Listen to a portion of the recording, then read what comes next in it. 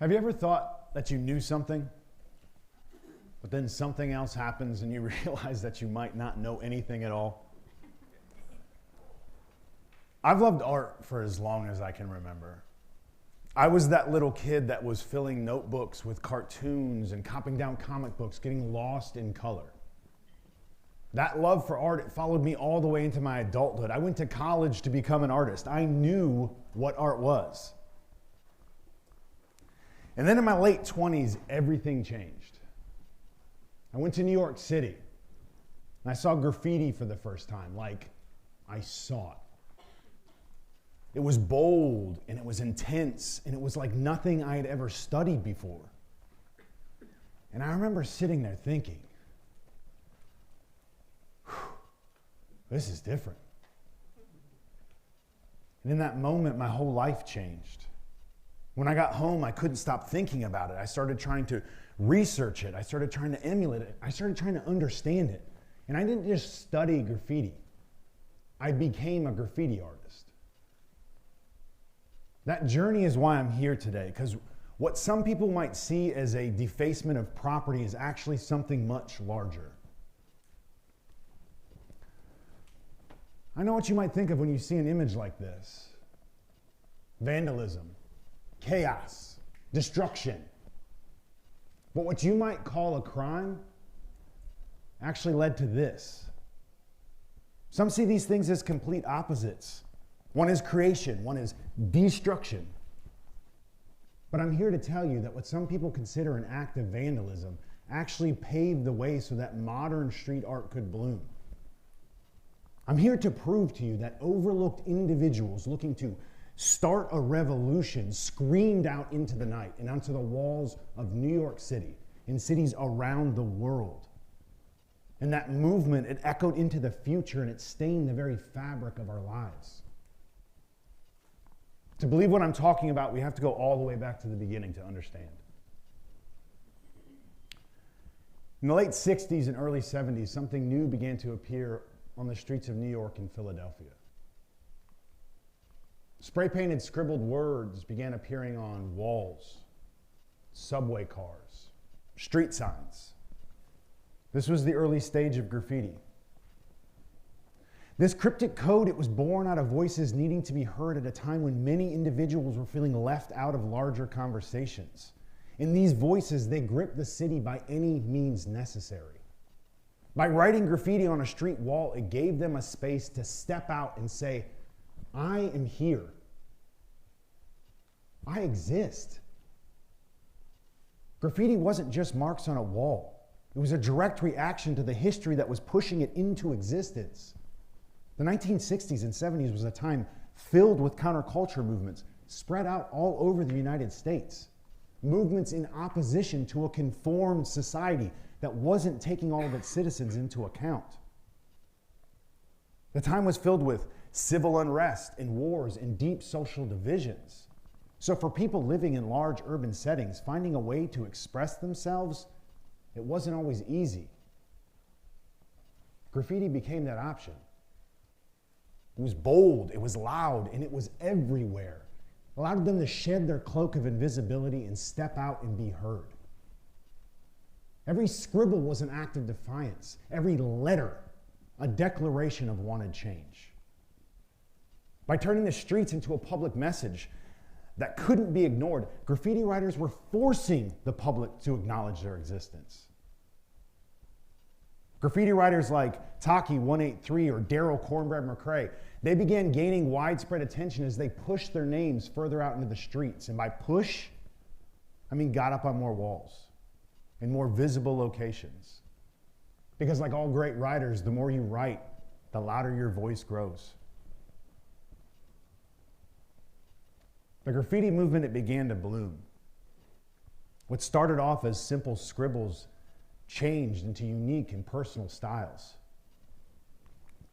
Graffiti writers started using art techniques like color theory and line weight. They started using drop shadows, contrast, highlights. They were pushing graffiti into a visual art form, pushing the boundaries of what this could be. These renegades who weren't being viewed as artists were carving their own path. They turned the streets into a public gallery, truly becoming the first street artists. In the mid-70s, graffiti entered into a stage of rapid evolution, especially in style. The straightforward lettering transformed into something far more complex and expressive. One of the most significant breakthroughs at this time is wild style. A form of writing that's built on intricate, interwoven letters that can be very difficult to read unless you're well versed in the culture. I myself, someone who actively seeks out graffiti, still has trouble reading this sometimes. Wild style introduced a new level of sophistication where layers and arrows and colors were just as important as the letters themselves.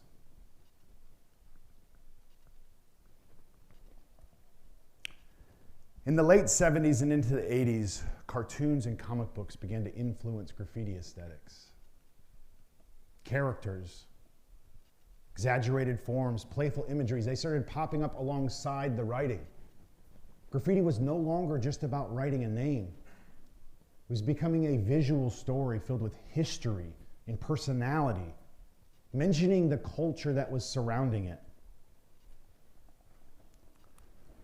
Many of us might know names like Jean-Michel Basquiat or Keith Haring, but what you might not know is both of these artists were graffiti artists before becoming well-known, established gallery artists. They helped bridge that gap between what was being perceived as street art, what was being accepted as gallery art. They helped change graffiti's raw energy into a form that hadn't previously existed in an institutional space before, without losing its immediacy or its social connection. A good example of this comes from Basquiat, who he used to tag around New York City under the name Samo, sometimes writing cryptic messages outside of the very gallery walls that would later display his work. Now, at the time, many dismissed this as vandalism, but years later, those same whitewashed galleries were praising his work. That voice that once lived outside the gallery walls had now made its way in. Eventually, graffiti's influence extended even further. That raw energy and change to style and font that graffiti had brought reached the world of modern design. Graffiti-inspired visuals began appearing in advertisements and clothing brands and public art projects, signaling a major shift into how this art form was being perceived.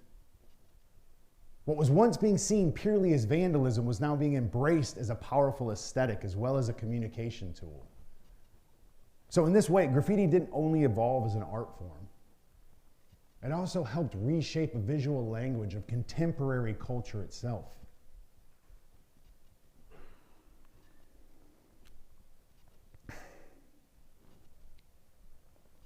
Rebellion equates change. Sometimes acts of aggression aren't as we see them. These aren't individuals who are trying to watch the world burn. These are individuals trying to scream themselves into existence. Individuals who are yelling into that endless void of life and human thought, and they're saying, I am here.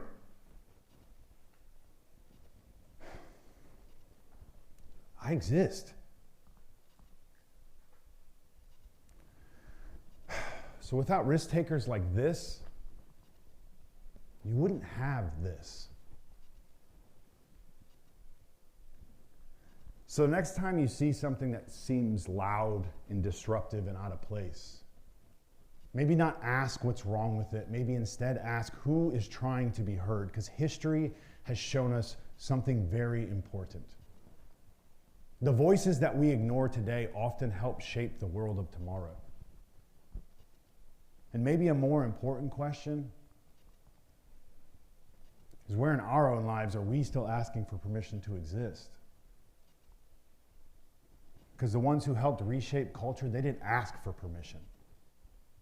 They wrote their names anyway. Thank you.